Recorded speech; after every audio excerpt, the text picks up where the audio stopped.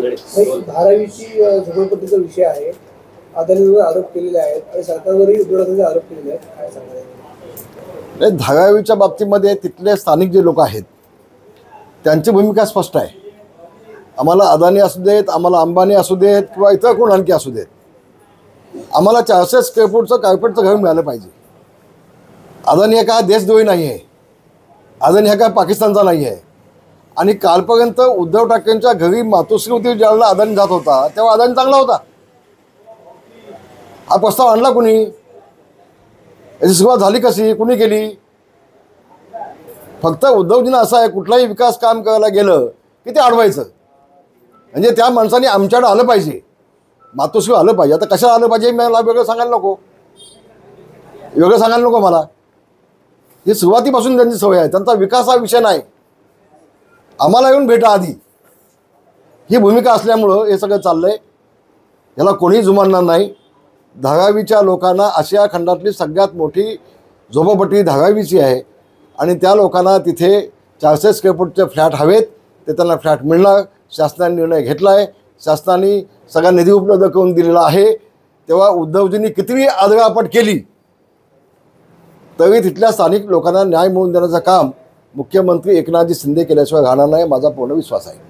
भाई, जरांगेंचं जे आरक्षण सुरू आहे, मराठा आरक्षणाच्या संदर्भात जे उपोषण सुरू आहे किंवा दौरे वगैरे करतायत, 24 डिसेंबर शेवटची तारीख दिलेली आहे, या संदर्भात काय सांगा? नाही, एक गोष्ट मला सांगायला हवी. मला वाटतं काल विधिमंडळामध्ये योगेश कदम यांनी जे विधिमंडळामध्ये भाषण केलं ते जर आपण ऐकलं तर त्या भाषणामध्ये सगळी त्यांनी उत्तर दिलेली आहेत, सगळीच उत्तर दिलेली आहेत. आणि म्हणून जरांगेंनी तारखा न देता, इशारा न देता, धमक्या न देता या समाजाला कसा न्याय मिळेल हे त्यांनी पाहिलं पाहिजे. जरांगे काय अतिरेकी नाही आहेत. आणि तुम्ही शासनाच्या पोटावरती चाकू ठेवून बोल आता देतोस की नाही, शेवटी न्यायालयीन बाब आहे. एक अनफड अन्नाडी माणूस जी भूमिका घेतो तशी भूमिका न घेता ही न्यायालयीन प्रक्रिया आहे. आम्हाला ओबीसीमधून आरक्षण न देता, ओबीसीच्या ताटातून, त्यांचा भरलेल्या ताटातून अन्न न काही न घेता 50% जास्त कधी कसं जाता येईल. आणि त्यावेळी त्या कालच्या भाषणामध्ये योगेश कदम यांनी सांगितलं आहे, त्यासाठी तुम्हाला महाराष्ट्रामध्ये आर्थिक सर्वे करावा लागेल. प्रत्येक मराठा समाजाच्या घरामध्ये जाऊन त्याची आर्थिक परिस्थिती कशी आहे, मराठा हा आर्थिक मागासलेला कसा आहे, हे ज्या दिवशी तुम्ही माननीय सुप्रीम कोर्टाला पटवून द्याल त्या दिवशी 50% अधिक तुम्हाला मराठ्यांना आरक्षण मिळेल. ही साधी बाब आहे, सोपी गोष्ट आहे.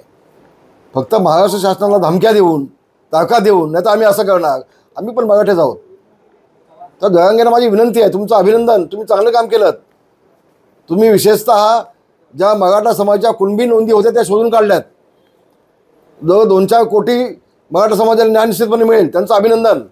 पण कुठल्याही गोष्टीचा अतिरेक होता कामा नये, तुटेपर्यंत आणता कामा नये. म्हणून मुख्यमंत्र्यांनी छत्रपती शिवाजी महाराजांची शपथ घेतली याची जाणीव ठेवा.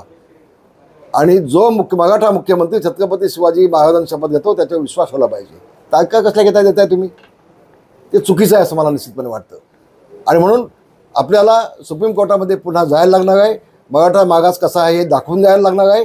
तेव्हाच आपल्याला 50% जसं तामिळनाडू 65% पर्यंत गेलं, इथं राज्य गेलेत ना, तसं आपल्याला जाता येईल.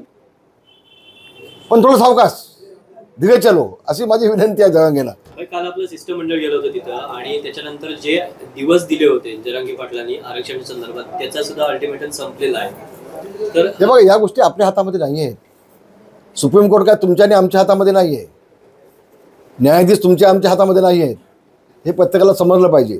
आणि ही न्यायालयीन प्रक्रिया आहे जी महाराष्ट्र शासनाच्या हातामध्ये जे होतं ते त्यांनी केलं आहे. कुणबी नोंदी शोधायचं काम चालू आहे अजून देखील प्रत्येक जिल्ह्यामध्ये. आधी त्यांना जितका स्टाफ लागेल तो सगळा त्यांनी दिलेला आहे एकनाथ शिंदे साहेबांनी. आणि कुठेतरी कुणावरती विश्वास ठेवणं आवश्यक आहे. तुमचं एकट्यांचंच काम नाही, आम्ही पण त्याच मताचे आहोत. आरक्षणासाठी सर्वपक्षीय नेते एकत्र येण्याची गरज आहे का? निश्चितपणे. एकदा माननीय मुख्यमंत्री, दोन्ही उपमुख्यमंत्र्यांनी स्पष्टपणे सांगितलं की आम्ही मराठा समाजाला ओबीसीमधून आरक्षण देणार नाही. ही भूमिका महाराष्ट्र शासनाने स्पष्ट केल्यानंतर मला वाटतं ओबीसीच्या लोकांनी देखील शांत बसलं पाहिजे. मोर्चा काढायची आवश्यकता नाही. ओबीसीने मोर्चा काढायचे, धनगर समाजाने मोर्चा काढायचे, मराठा समाजाने मोर्चा काढायचे आणि महाराष्ट्राचं वातावरण अस्थिर करण्यापेक्षा जेव्हा तुम्हाला शासन स्पष्टपणे सांगताय की आम्ही ओबीसीमधून मराठ्यांना आरक्षण देणार नाही, तर त्यांनी थांबलं पाहिजे. आता भुजबळांनी पण थांबलं पाहिजे. एकामेकाला आगतोय करण्यापेक्षा कुठेतरी आपण पण सामाजिक भूमिका घेतली पाहिजे. आपण थांबलं पाहिजे. कशासाठी मोर्चे काढताय मग ओबीसीमधून? काय आवश्यकता नव्हती असं मला वाटतंय. लोकसभा निवडणुका उभारलेल्या आहेत तर एकंदरीत जागा वाटप एकंदर काय सांगाल? तुमच्या मनात आहे तसं काही होणार नाही. जागा वाटप आता शिवसेना आहे, अजितदादांची राष्ट्रवादी आहे, भाजप आहे. त्याच्या आधी भाजपाने किती लढल्या होत्या, किती आल्या, शिवसेनेने किती लढल्या होत्या, किती आल्या. आता आमच्यासोबत खासदार किती आहेत, अजितदादांसोबत खासदार किती आहेत, सगळ्याचा अभ्यास केला जाईल आणि सामंजस्यपणाने योग्य तो निर्णय योग्य वेळी घेतला जाईल. पण मी आपल्याला मुद्दाम सांगतो, मागच्या वेळेपेक्षा देखील यावेळेला अधिक खासदार महाराष्ट्रामध्ये शिवसेना, भाजप आणि राष्ट्रवादी निवडून येतील.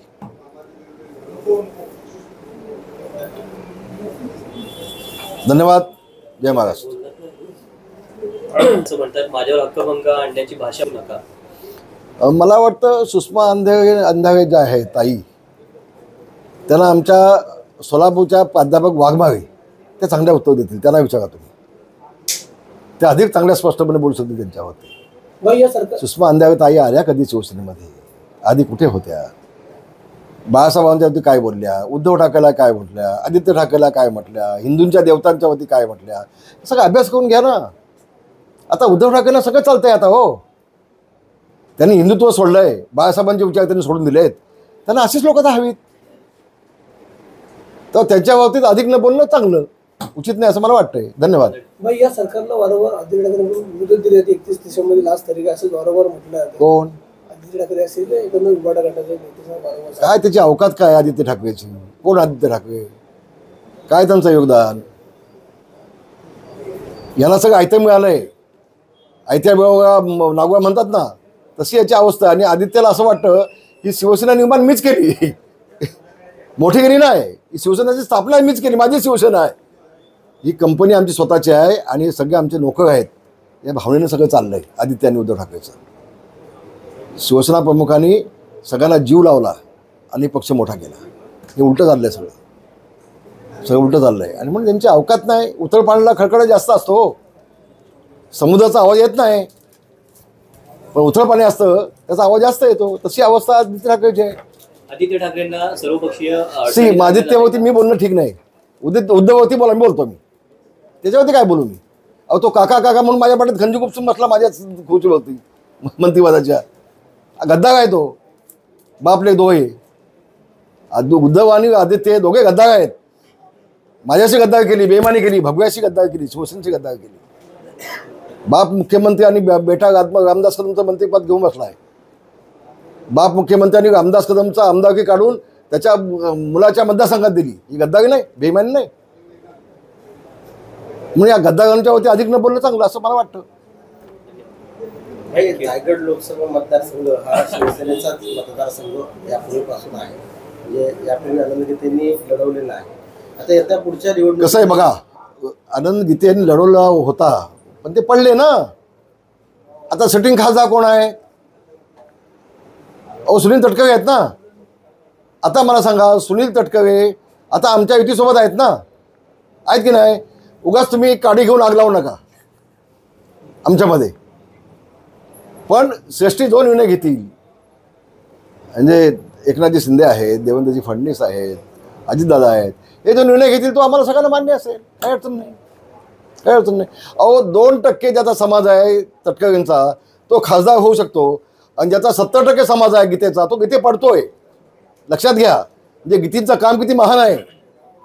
फक्त निवडणुका आल्या की आनंद गीते कुणबी कुणबी कुणबी कुणबी कुणबी करून मी कुणबी आम्हाला मतं द्या, मी कुणबी आम्हाला मतं द्या. अरे समाजासाठी केलंच काय तू सांग ना. आता समाजाला कळलं आहे आणि म्हणून समाजानेच त्याला पाडला, हे आपण लक्षात घ्या.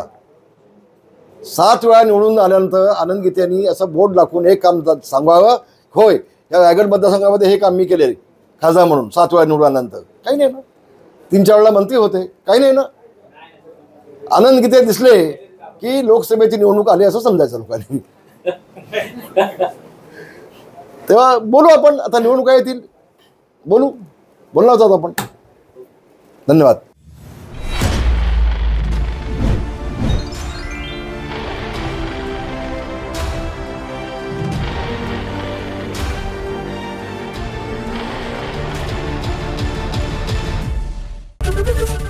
एबीपी माझा, उघडा डोळे बघा नीट.